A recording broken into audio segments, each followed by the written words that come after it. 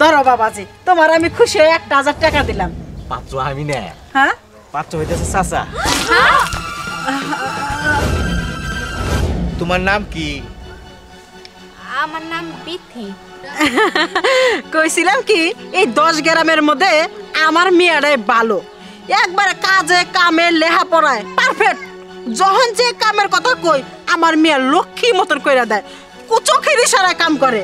আমার মেয়ে পড়াশোনা খুব ভালো, দেখতে হুনসম মাশাআল্লাহ সুন্দর, দেখেন না একদম বাচ্চা পোলাপান, মাত্র 18 বছর বয়স। মাশাআল্লাহ, এমন একটা মেয়ে আমরা খুঁজতেছিলাম। এই মেয়ে ফাইনাল, বিয়ে হইলে এই মেয়ের সাথে হবে, আর কোনো মেয়ে দেখা দেখি হবে না। হ্যাঁ চাচা, মেয়ে এটাই ফাইনাল। মেয়ে পছন্দ হয়েছে, মাশাআল্লাহ অনেক সুন্দর, আর কিছু দেখা দেখি নাই। ঠিক আছে বাবাজি, তুমি যখন কইছ এইটাই ফাইনাল, যাও। আলহামদুলিল্লাহ, তাহলে ছেলেও আমাদের পছন্দ হয়েছে। ধরো বাবাজি, তোমার আমি খুশি হয়ে 1000 টাকা দিলাম, টাকাটা রাখো। আমারে দিতেছেন কেন? আপনাকে ভুল হইতেছে কোথাও। কি ভুল হইব, ছেলে তুমি তো, তোমার টাকা দিব না, এটা কি আর কেউ আছে যে তারে আমি টাকাটা দিব? আহা চাচি, আবারও ভুল করতেছেন। পাত্র আমি না। হ্যাঁ, পাত্র হইতেছে চাচা। বানাবো, সেই সুন্দর বানাবো। ভালো আছে আম্মা? দেখতে বলতো তো মাশাআল্লাহ, কোনে চুলমুল সবই তো আছে, টাক মাত্রার নাইকা। অসম্ভব মা, আমি এই বুড়ো লোকটিকে বিয়ে করতে পারবো না। প্রয়োজনে আমি সারা জীবন আইব্রো হয়ে থাকবো, তারপরে এই লোকটিকে আমি বিয়ে করব না। একদম চুপ থাক, বিয়া করবো না? এ পর্যন্ত কতটি ছাড়াইছে, বিয়াতে রাজি হয়েছে কি? হ্যাঁ, খালি চলে গেছে। এই লোকটা তো রাজি হয়েছে, আর এই লোকটার আমি হাত ছাড়া করবো না। কোটি কোটি টাকার মালিক, বুঝছ নাই?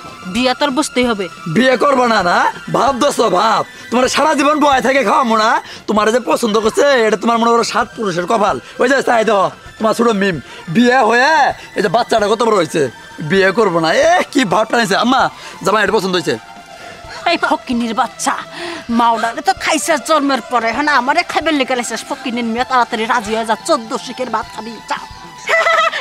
আমার মেয়ে রাজি না করার মতন কোনো ক্ষমতা নাই, আমি যা কব তাই। আচ্ছা আচ্ছা, বাস বাস বাস, থামুন। আসলে পাত্র আমি না, পাত্র আমার ভাতিজা। মানে এটা কি কইতাছেন? হে কয় পাত্রে আপনি, হে কয় আপনি, মানে বুঝতাছি না। থামুন, আমারও ভাতিজার কোনো বাবা মা নাই। শুধু ভাতিজার জন্য বউ না, যেন বাবা মাও ব্যবস্থা করতে পারি, এটাই আমার আশা। আমি ভেবেছিলাম আমার ভাতিজা শ্বশুর বাড়িতে একটা বিল্ডিং করে দিব, যেন আমার ভাতিজা আসতে পারে, বসতে পারে। আমি এটাও আশা করছিলাম যে আমার ভাতিজা শ্বশুর শাশুড়ি যারা হবে তাদেরকেও ভালোভাবে উপহার সামগ্রী দিয়ে সাজাবো। কিন্তু আমি যা দেখলাম, আমার মনে হয় না আপনারা তার আপন বাবা মা। চাচা আমি বলছি, দেখুন আপনারা আপনাদের মেয়ের সাথে যেভাবে আচরণ করছেন, মনে হচ্ছে উনি আপনাদের কেউ হয় না, রাস্তায় কুড়িয়ে পেয়েছেন। সত্যি বলতে ওনাকে আমার খুব পছন্দ হয়েছে। বিয়ে যদি করতে হয় আমি ওনাকেই করব। আসলে আপনাদের সত্যটা জেনে ভালোই হয়েছে। আপনারা কানা করিও পাচ্ছেন না, যদি আপনি রাজি থাকেন। হ্যাঁ আমি রাজি আছি। ঠিক আছে, তাহলে মেয়ে নিয়ে চলি। হ্যাঁ, আপনারা কেউ আসবেন না, চলো মা। আসলে